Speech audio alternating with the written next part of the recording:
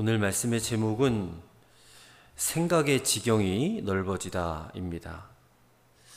지난 시간에 아볼로에 대해서 잠깐 언급을 하고 넘어왔었는데 오늘 다시 한번 아볼로에 대해서 좀 더 깊게 우리가 살펴보고자 합니다.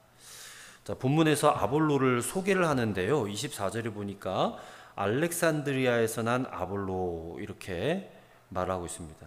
또 그는 유대인이라고 말을 합니다. 그러니까 알렉산드리아에서 태어난 디아스포라 유대인 2세예요. 디아스포라라는 것은 이제 본국에서 이제 타지로 이민을 간 사람들을 말을 하는 겁니다. 그러니까 유대인들은 다 이스라엘 땅에만 살아야 될 것 같은데 그게 아니라 타국에서도 살 수 있잖아요. 타국에서도 이제 아이를 낳을 수도 있는데 이 아볼로가 이제 타국에서 난 그런 이민 2세라는 겁니다. 이 알렉산드리아라고 하는 도시는 바울 당시에 로마 다음으로 큰 도시였다고 해요. 그래서 뭐 오랜 전통이 있는 유서 깊은 그런 도시는 아니고요. 요즘 신도시처럼 나라에서 전략적으로 개발해 가지고 하나의 어떤 그런 큰 도시를 만든 경우를 말하는 겁니다. 주전 332년에 알렉산더 대왕이 자기 이름을 이렇게 드러내기 위해서, 자기 권세를 자랑하기 위해서 아주 좋은 지역에다가 전략적으로 선택을 해서 이 세계 중심이라고 하는 도시를 건설한 거예요. 자기 이름을 따서 알렉산드리아라고 이렇게 한 겁니다.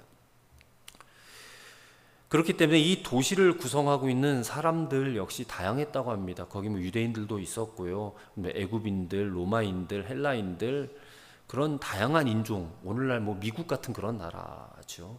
그래서 문화도 각양각색이고 종교도 각양각색이에요. 근데 놀라운 것은 이 알렉산드리아에요, 무려 유대인이 100만 명 정도 살았다고 합니다. 그때 당시에. 그리고 여기서 그 성경이 번역이 됐는데, 성경이 본래 이제 구약 성경은 히브리어로 기록이 되어 있는데 당시에 이게 공통어가 헬라어였거든요. 헬라어. 그래서 이 히브리어를 헬라어로 번역한 성경, 그것을 70인역 성경이라고 합니다. 그것이 여기 알렉산드리아에서 번역이 되었다고 해요. 그래서 그만큼 유대인들의 영향력이 컸고, 또 사실 뭐 이민 2세들이 한국어 알기가 어려운 것처럼 그 알렉산드리아에서 태어난 유대인들도 히브리어를 알기가 좀 어렵지 않았겠는가. 그래서 이제 히브리어를 헬라어로 번역한 성경을 그들이 많이 읽고 또 애용을 했다라고 생각이 듭니다. 자, 아볼로가 거기서 태어난 거예요. 거기서 자라난 겁니다. 그리고 어렸을 때부터 뭐 유대인이었으니까 유대교 그 종교에 익숙했을 것이고, 또 성경도 가까이 했을 것이고, 또 헬라 문화, 헬라 철학도 많이 배워서 알았을 것입니다. 그래서 똑똑한 사람이. 그래서 오늘 본문에 보니까 이 사람이 언변이 좋고 성경에 능통한 자다. 옛날 성경에는 학문이 많았다라고 표현이 되어져 있는데, 아무튼 말도 잘하고 배운 것도 많고 또 성경도 많이 아는 그런 지식인이었다라는 겁니다. 그래서 열심히 그가 예수에 관한 것을 자세히 말하면서 가르치고 있었다라는 거예요, 에베소에서. 그래서 이 사람은 또 복음에 대한 열정도 있었던 것 같습니다. 자신이 그 많은 학문을 배웠고 또 성경 지식도 많이 갖고 있었는데, 그것을 지금 복음에 대한 열정까지 플러스 돼 가지고 열심히 이게 복음을 전하고 있었다라는 것입니다. 근데 문제는 26절입니다. 그가 일찍이 주의 도를 배워 열심으로 예수에 관한 것을 자세히 말하며 가르치나 요한의 세례만 알 따름이라. 자, 요한의 세례는 회개의 세례를 말하는 건데 아직 예수 그리스도의 세례까지는 가지 못한 거예요. 그러니까 회개의 세례까지만 아는 거예요. 그러니까 복음의 그 핵심을 아직까지는 알지 못하고 있는 것입니다. 이런 아볼로가 그런 열정을 다해서 설교하고 있는 현장에 누가 있었느냐? 브리스길라와 아굴라 부부가 있었던 거예요. 언급했듯이 이 사람들은 사도 바울로부터 고린도에서 1년 6개월을 양육받은 사람이에요. 그러니까 복음에 대해서 빠삭하게 아는 사람. 근데 이들이 아볼로의 설교를 듣던 중에 아볼로의 문제점이 보이더라는 거예요. 아, 이 청년이 아직 복음을 제대로 모르는구나. 이게 깨달아졌다는 것입니다. 무슨 뭐 이들 부부가 시각이 삐딱해가지고 무슨 문제점이나 잡아내려 흠이나 잡으려고 했던 그런 사람들이 아닙니다. 그냥 듣다 보니까 저절로 깨달아진 거예요. 문제가 발견된 거예요. 아직 요한의 세례에만 머물러 있구나. 성령 세례는 모르는구나. 참된 복음에까지는 나아가지 못했구나. 이런 것들이 깨달아졌다는 거예요. 근데 이것보다 더 중요한 것은 이들의 태도입니다. 이들이 배운 그 지식, 그리스도를 아는 지식, 이 알미 정말로 참되고 아름다운 것이었다는 것을 보여주는 것이 이들의 태도였어요. 굉장히 겸손합니다. 아볼로가 잘 모르니까 그걸 가지고 수근수근 대든지 아니면 갑자기 일어나서 당신 지금 가르치는 게 뭔가 잘못됐어 라고 하든지 그렇게 하지 않고 조용히 아볼로를 따로 불러내어서 그들에게 아볼로에게 지금 뭐가 문제인지를 조곤조곤 자세히 가르쳐 줬다는 것입니다. 아니 당신이 목회자라면서 그런 것도 모르고 설교하십니까? 하고 비난하지 않았다는 거예요. 이 부분만 더 채워지면 당신 정말 훌륭한 설교자가 될 수 있습니다. 훌륭한 목회자가 될 수 있습니다. 하면서 아주 겸손하게 그에게 이야기해 줬다는 것입니다. 근데 더 놀라운 것은 이렇게 많은 학문을 가졌고 성경에도 능한 아볼로가 지금 이름도 모르고 또 타지에서 온 사람이잖아요. 아굴라하고 브리스길라가. 근데 이 사람들의 권면을 겸손하게 또 받아들였다는 것에 놀라움이 있다는 것입니다. 솔직히 자존심 상할 법도 하잖아요. 내가 여기서 지금 설교를 하고 있는데 듣도 보도 못한 사람이 지금 내게 와가지고 당신 지금 설교하는데 뭐가 문제가 있습니다. 그러면 아니 어디서 온지도 모르는 사람이 별 이야기를 다 하네 하고 그냥 무시해버릴 수도 있는 것 아니겠어요? 그리고 브리스길라 아굴라는 이게 생업이 천막을 만드는 사람이에요. 그러니까 막노동을 하는 사람이 오늘날로 따지면 그러니까 딱 봐도 학식이 있어 보이지 않는데 아볼로 자신은 학식이 있는 사람이고 근데 생면부지의 사람들이 와서는 자기 설교를 듣고 문제점을 이야기하고 있으니까 이 아볼로가 아무리 겸손한 척을 한다 할지라도 속으로는 빈정도 상하고 화도 나지 않았을까. 근데 아볼로가 그들의 이 지적을 겸손히 받아들였다는 점이 중요합니다. 아마도 이 사람 아볼로는 복음 앞에서 진지하게 고민하던 사람이었을 것이라고 생각이 들어요. 자기가 어디가 부족한지 살피고 또 기회가 주어지면 기꺼이 배우고 싶어 했던 그런 사람이 아닐까 생각해 봅니다. 그러던 차에 외모로는 좀 흠모할 만하게 보이진 않았지만 그래도 자신의 한계를 넘어설 수 있는 어떤 복음의 비밀을 가르쳐주는 사람들을 만난 거잖아요. 그래서 아굴라와 브리스길라를 만나서 그들이 하는 설명을 듣고 자신이 고민하던 부분 혹은 자신이 가진 한계를 지금 바르게 지적하고 있다는 것을 아볼로가 느꼈을 거라는 거예요. 그래서 겸손히 받아들인 것입니다. 자, 그 결과 어떤 일이 벌어집니까? 본래 가지고 있던 이 학문적인 지식과 그 배경에 요한의 세례를 뛰어넘는 예수 그리스도에 대한 바른 지식이 플러스가 되니까 그의 생각의 지경이 뛰어넘어진 거예요. 생각의 지경이. 이 생각의 지경을 뛰어넘게 된 것은 무슨 아굴라나 브리스길라 부부의 어떤 개인적인 생각에 의한 것이 아닙니다. 이들 부부가 아볼로에게 전한 것은 정확한 복음이에요. 복음의 능력이었다는 거예요. 복음의 능력.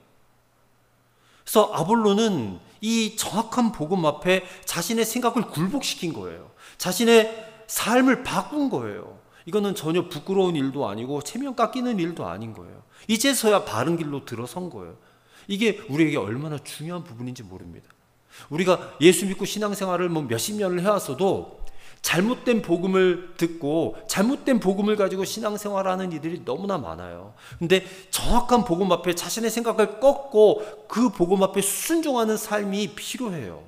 누구에게나 다 필요하다는 것입니다.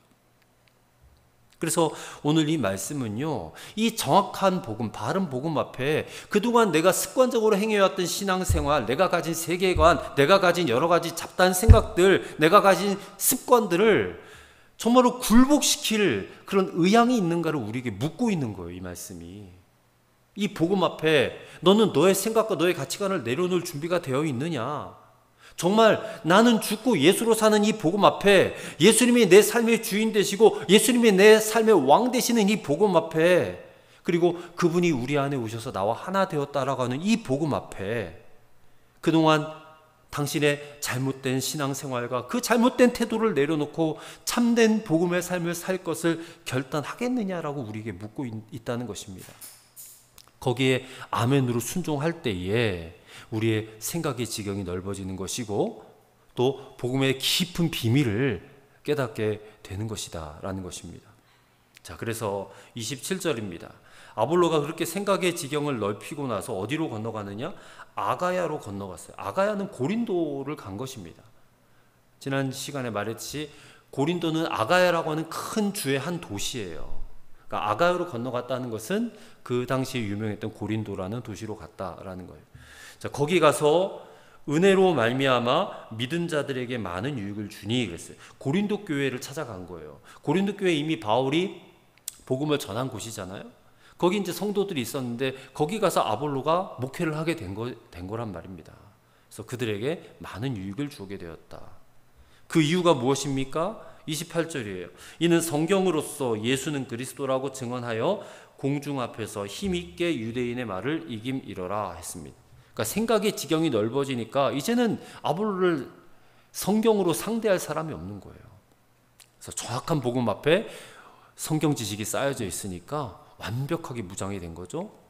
그래서 동족 유대인들에게 이 정확한 복음이 아볼로를 통해서 전해지고 있었다라는 것이에요. 자, 그러고 나서 이제 19장에 들어와서 사도 바울에 대한 이야기를 다시 하게 되는데 이 시점에 사도 바울은 제3차 전도 여행을 시작한 거예요. 그래서 3차 전도 여행의 여행 루트는 1차 전도 여행 루트예요. 그때 소아시아 지역을 돌아다녔거든요. 갈라디아 지방, 부르기아 지방 돌아가서 에베소라는 곳에 도착을 한 거예요. 아볼로가 있던 곳에 온 겁니다. 아볼로가 있던 곳에. 그러니까 아볼로는 고린도로 갔고 고린도로 떠나자마자 바울이 이 에베소로 온 거예요. 거기 와서 어떤 제자들을 만나 그랬어요. 19장 1절에 보니까 어떤 제자들을 만나. 여기서 이 어떤 제자들이란 두말할 것 없이 아볼로가 가르치는 사람들이에요. 아볼로가 가르친 사람. 자, 그들에게 질문합니다. 2절. 이르되 너희가 믿을 때에 성령을 받았느냐? 이르되 아니라 우리는 성령이 계심도 듣지 못하였노라 그래요. 성령이 계심도 듣지 못했다. 그러자 바울이 또 물어요. 바울이 이르되 그러면 너희가 무슨 세례를 받았느냐? 대답하되 요한의 세례니라 그래요. 그러니까 이들은 아볼로가 지금 에베소에 있었을 때에 브리스길라 아굴라를 만나기 전 성경을 가르칠 때에 그에게 영향을 받은 사람들이에요.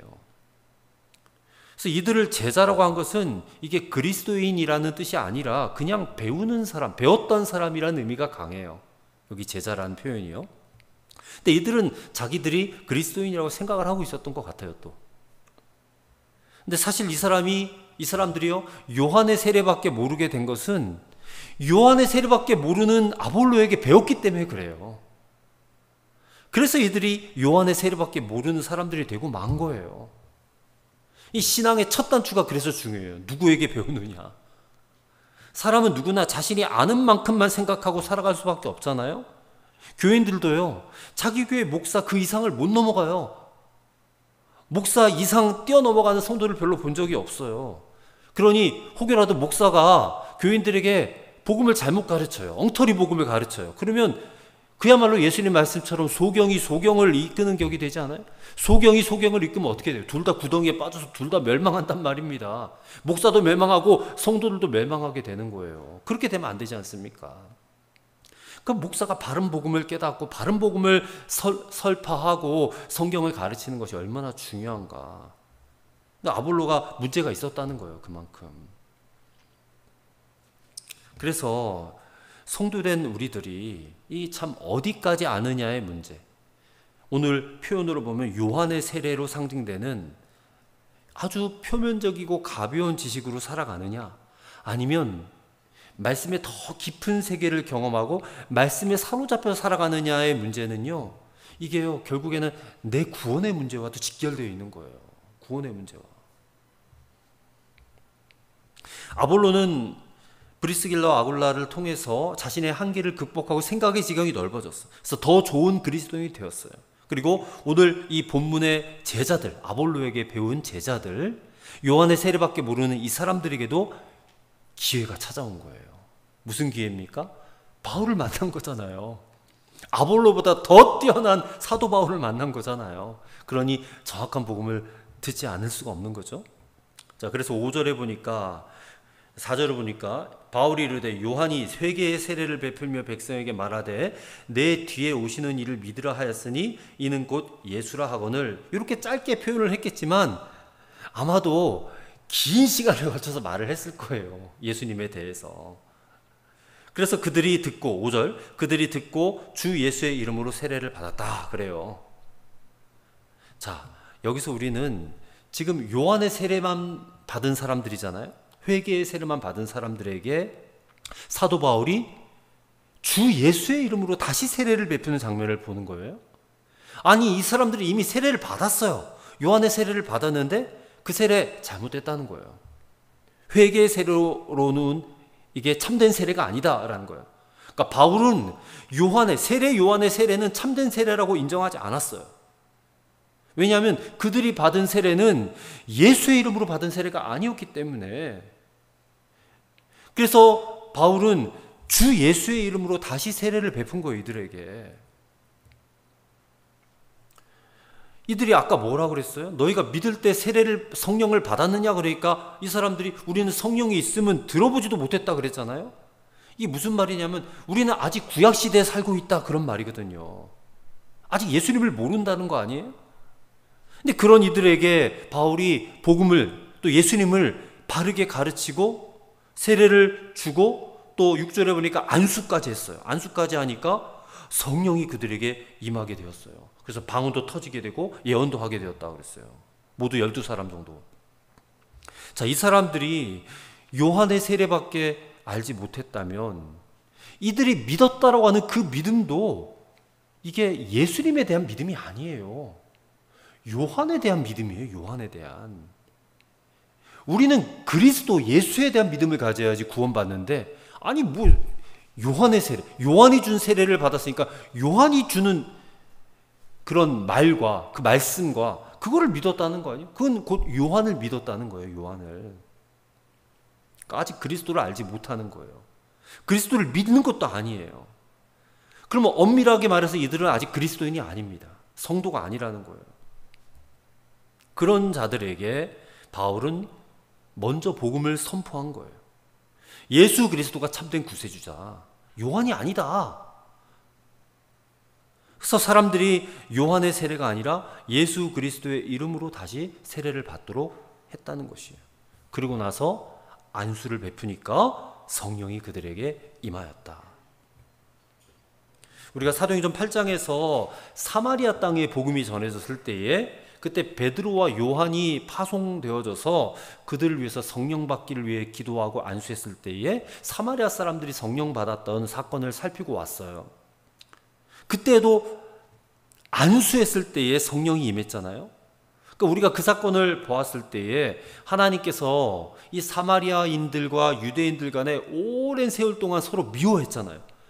근데 똑같이 성령 받는 것을 보게 하심으로 말미암아 그들 간의 오래된 허물, 이 벽을 허무는 그런 역사적인 사건이었다고 정리를 하고 넘어왔거든요. 오늘 이 사건도 마찬가지예요. 에베소에 있는 이 제자들, 아직까지 구약시대에 머물러 있고 요한의 세례밖에 알지 못하던 이 제자들이 바른 복음을 듣고 믿게 되니까 그 가시적인 표현으로 성령이 임하게 된 거예요. 그래서 이 성령의 세례를 받은 이 12명의 사람들이요, 나중에 후에 에베소 교회의 핵심 인물들이 되었을 거예요. 그래서 이방 선교에 전심전력을 다했을 것이라고 추정을 합니다. 그래서 어떤 분들은요, 이 사건, 에베소에서 성령이 임한 이 사건을요, 에베소의 오순절 사건이다라고 표현을 해요. 우리는 마가다락방의 오순절만 생각하죠. 에베소의 오순절도 있었다라는 거. 사마리아에서도 오순절이 있었어요. 사마리아에서. 그리고 오늘 이 시대에도 성령이 뜨겁게 부어지는 역사가 계속해서 일어나고 있지 않습니까? 자, 오늘 우리가 이 자리에 오기까지 우리가 어떤 교회에서 또 어떤 목사님을 통해서 어떤 말씀, 어떤 복음을 듣고 배웠는지에 따라서 사실상 우리도 얼마든지 요한의 세례에 머물러 있을 수도 있다는 사실을 아셔야 돼요. 사실 저도 그랬거든요. 저도 그랬어요. 저 고등학생 시절에 세례를 받았죠. 물론 그때 성부, 성자, 성령 삼위일체 하나님의 이름으로 세례를 받았어요. 예수의 이름으로 세례를 받았지만 사실 성령 세례를 받기까지는 조금 시간이 오래 걸렸어요. 물론 이 세례를 받기 전에 교육도 받죠. 복음으로 교육을 받아요. 그때 들었던 복음도 십자가와 부활의 복음이었어요. 근데 그 복음이요, 내 머리에만 머물러 있었지 이게 내 가슴까지 내려오기까지는 시간이 오래 걸렸다는 거예요. 그 들었던 복음이 내 내면을 뜨겁게 만들지는 못했다는 거예요. 그냥 미적지근한 그냥 그리스도인이었다는 거예요. 그래서 이 복음에 대해서 제가 인식하는 그릇이 참 협소했구나, 작았구나 하는 그런 생각을 했습니다. 그리고 제가 감리교가 아니라 장로교에서 신앙생활을 해오다 보니까 요즘 장로교는 좀 다르지만 그때만 해도 이 장로교는 어떻게 보면 굉장히 율법주의적인 그런 신앙 행태를 가지고 있었기 때문에 이 복음으로 인한 무슨 기쁨, 무슨 자유, 행복 이런 것보다는 율법적, 습관적, 형식적 신앙을 더 중요하게 배웠던 그런 영향도 있었어요. 장로교가 좀 그런 패턴이 있습니다. 그러다 보니까 저의 신앙생활은요, 목사님이 가르쳐준대. 그저 주일 성수 열심히 하고 11조 잘 내고 그리고 교회 봉사 열심히 하면 너 좋은 그리스도인이야. 그렇게 배웠으니까 다들 그렇게 배웠어요. 우리 옛날에는 그렇게 살면 내가 좋은 신앙인으로 살고 있다라고 생각하고 스스로를 만족했다는 겁니다. 그리고 내가 교회를 다닌 연수, 내가 지금 생각해보니까 교회를 한 40년 다녔네, 30년 다녔네, 그런 교회 다닌 연수를 자랑하는 것이 유행이었어요. 야, 너 나보다 교회 오래 다녔어? 이런 거 친구들하고 물어보고, 야, 너 나보다 후배네? 막 그러면서. 이게 무슨 참된 신앙생활로까지의 변화로 이어지진 못했어요. 그저 겉으로 보여지는 외모적인 것들, 형식적인 것들, 이런 것들로만 만족했다는 것이. 그러다 보니까 어떤 일이 벌어지느냐, 교회 안에서는 정말 좋은 그리스도인인데 교회 밖에서는 완전히 다른 그냥 이중 플레이를 하고 있는 거예요. 그러다 보니까 또 한편으로는 양심의 가책도 찾아오잖아요. 교회 안과 밖에 삶이 다르니까 교회 밖에서는 별로 그리스도인의 모습이 드러나질 않는 거니까. 그래서 그 교회 밖에서 오는 그런 어떤 이중 생활을 하다 보니까 찾아오는 양심의 가책을 무마하기 위해서 교회 안에서 더 율법적인 신앙생활을 강화시키는 거예요. 나 스스로가. 그러다 보니까 그것이 잘못되었다라고 하는 것이 인지되지도 않아요.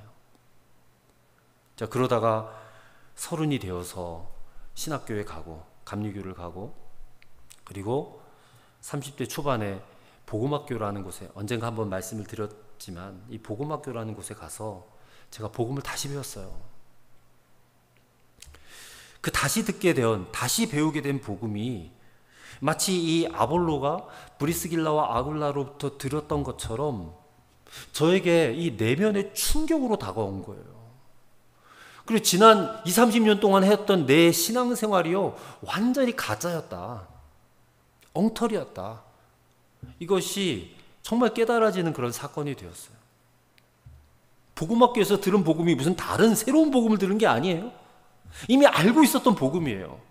이미 알고 있었던 복음이고 들었던 복음인데 새롭게 들리는 거예요. 새롭게.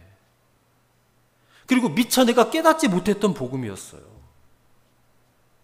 그럼 바로 십자가에서 예수 그리스도와 함께 나도 못 박혀 죽었다, 장사되었다, 그리고 그리스도께서 부활하실 때에 나도 함께 부활했다라는 거예요. 모르지 않았습니다. 알고 있었는데 그게 새롭게 들려지는 거예요. 그게 진짜 내게 찾아온 복음이 된 거예요. 그 예수님께서 이제는 내 안에 들어와 계시고 나도 예수 그리스도 안에 들어와 살면서 내가 세례를 받을 때 그리스도와 하나가 되었구나. 그래서 예수님이 나의 생명이 되셨구나라는 말씀이요, 그저 머리에만 머물러 있는 지식적인 교리가 아니라 비로소 제 가슴 속에 파고 들어온 거예요. 그게 인식이 되고 정말 깨달아진 거예요. 그래서 이제 나는, 내 인생은요, 더 이상 내 것이 아니고 주님의 것이 되었다, 진짜. 그리고 나라는 이 인생의 가치가 무슨 돈으로는 그 가치를 매길 수 없는 그런 어마어마한 가치를 지녔구나.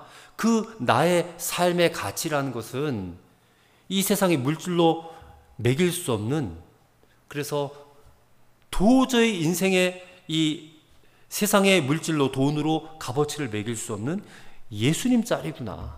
예수님 짤이구나. 이게 정말 믿어진 거예요. 내 인생은 예수님 짤이구나. 우리가 핸드폰 100만 원짜리, 50만 원짜리 그러듯이 나라는 존재는 이런 돈으로 매길 수 없는 존재예요. 가치가.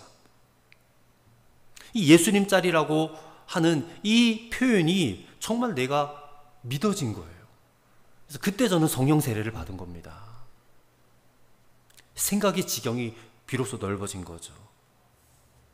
그래서 그때부터 저에게는 더 이상 이 세상에서 무슨 출세하고 돈 많이 벌어서 남들보다 더 잘 살고 내 이름을 알리고 막 유명한 그런 목사가 되고 이런 욕심들 다 그냥 사라졌어요.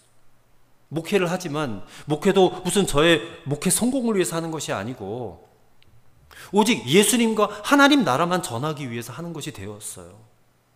그러니까 목회 성공이라고 하는 이 야망도요, 다 그냥 쓰레기통에 던져버렸습니다.